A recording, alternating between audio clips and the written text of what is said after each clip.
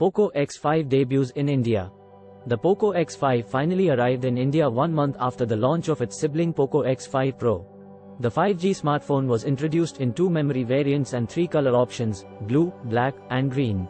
This phone launched globally in early February with a Snapdragon 695 chipset and a triple camera on the back, 48 megapixels main, 8 megapixels ultrawide and 2 megapixels macro. The battery is 5000 mAh with 33W fast charging. We already reviewed the phone and established it offers solid value for its price.